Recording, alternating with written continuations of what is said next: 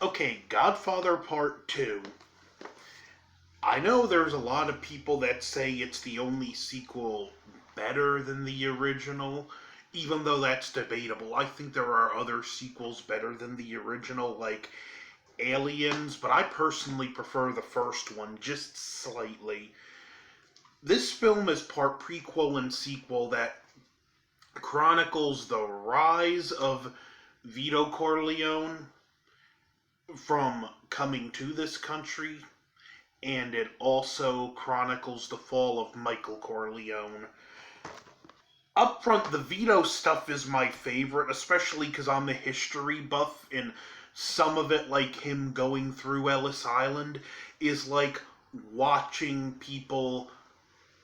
Watching history come to life, like when he goes to the guy and he gives him his name and he's got a long last name and they just give him Corleone because that's the town he's from, and that was historically accurate. A lot of immigrants that came through those processing centers would either the person, if the name was too long because they had so many people to go through, they would either shorten the name or name them after the area they came from. One of my great great grandfathers was processed through Ellis Island from Poland. His last name was Andrzejewski, but the person at the desk shortened it to Andrews.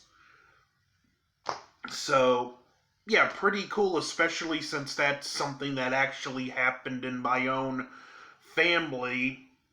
Yeah, that was a nice touch. We get to see also some cool contrast between Vito and Michael and how they handle business. Michael is more cold and impersonal when dealing with business, where Vito, when he deals with business with someone, he comes with warmth and friendship at first. Now, granted, if you turn that friendship down, you would see the other side, but Vito would always work to present himself as someone you would want to be friends with.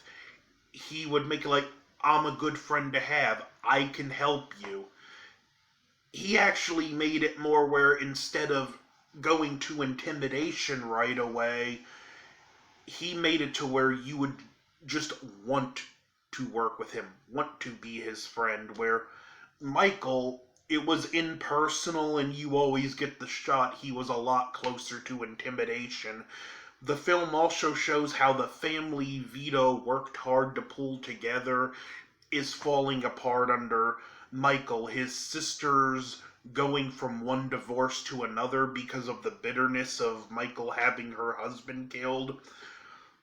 Tom, we see, still isn't fully respected, although he's more involved with the family than he was at the end of the first movie. There's still a point where he says in front of Tom only handles certain aspects of the family business, and you can tell by his reaction that he does take that kind of personally.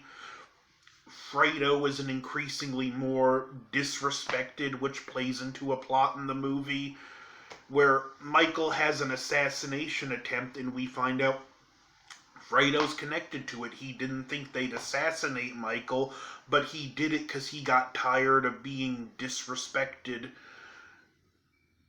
And that was a very interesting dynamic. We see that Michael, for all his accomplishments, he cannot hold a family together. He doesn't really get the same respect from his family or other mobsters that his father once had. He's successful, but he's falling apart.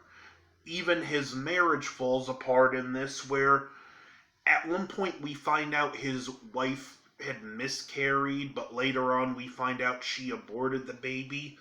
But it's Tom that breaks the news to him, and to contrast this, I might put the footage in the video if I can figure out a way to integrate it in a way I'm happy with, but to contrast it with the scene where Tom tells Vito Sonny's been killed, Vito's quiet, he listens, and Tom's the adopted son. Before Vito goes to deal with his grief, he actually takes a moment to comfort I mean, not Sonny, Tom.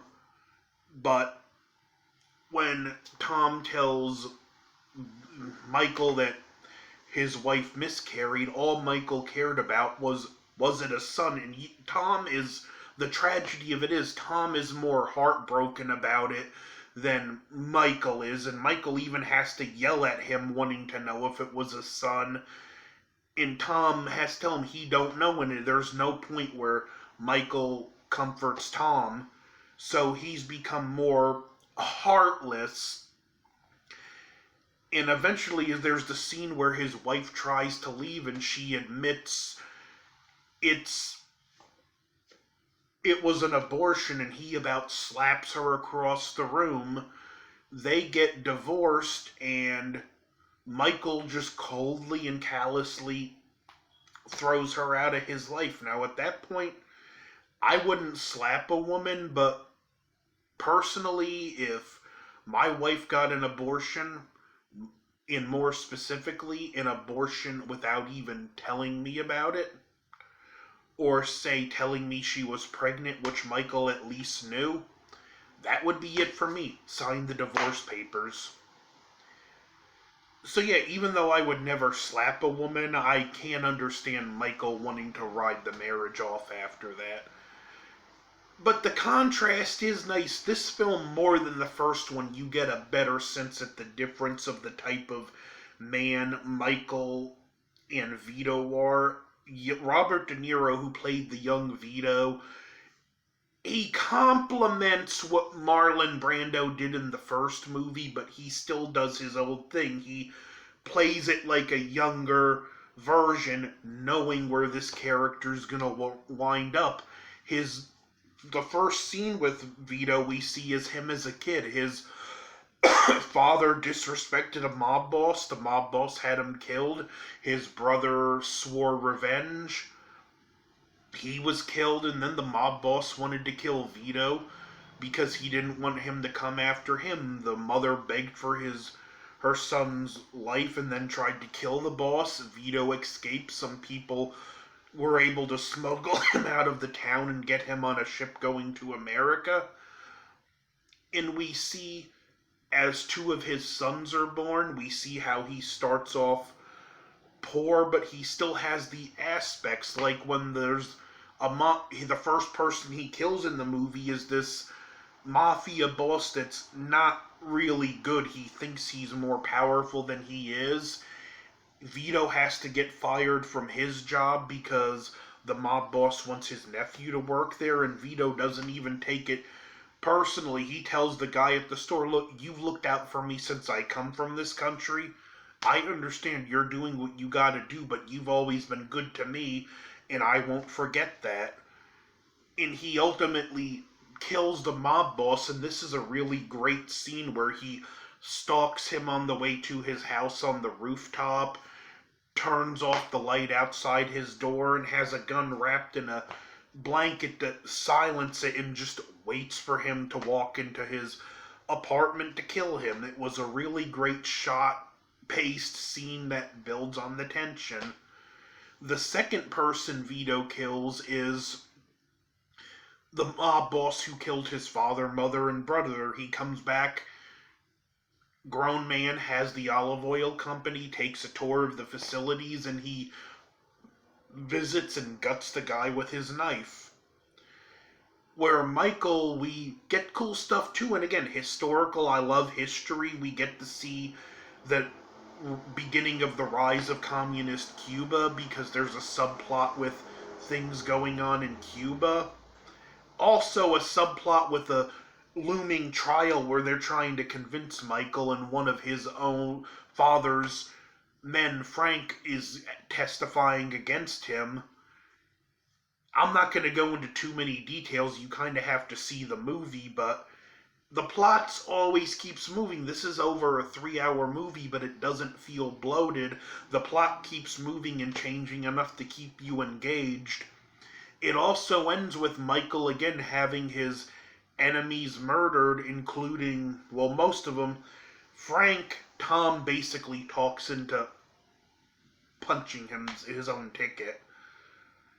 And Fredo is the messed up one because once Fredo comes back, Michael wants nothing to do with him. His sister ultimately agrees to take him back in. And Fredo's just taking time fishing with his nephew. He probably knows Michael's going to kill him at some point, and he wants to enjoy what little bit of life he has left. And at this point, Fredo's not alive in any way that counts. And there's one scene where he's going to go take his nephew out on a boat to go fishing, and he's informed, no, Michael's got something planned for his son today, and Fredo kind of knows. You can tell by the look, well, this is where it's going to end. And sure enough, while he's on the boat, he gets shot and killed. The tragedy being Fredo wasn't a threat to anyone. And then we just see, it ends with a scene of Michael sitting at the family compound alone. He's destroyed everything in his life to be the most powerful. And that's what the tragedy of the series is. The man who wasn't supposed to even be in the life became a part of it and destroyed everything he has. It concludes even more tragically in the divisive, to say the least, Godfather 3, but I'm going to do a more proper review of Coda, the Death of Michael Corleone, because that's a better edit to the movie. And keeping with this movie touching up on Cuba, be on the lookout for Scarface starring Pacino next. Like, share, comment, subscribe, and this movie's an A+ over and out.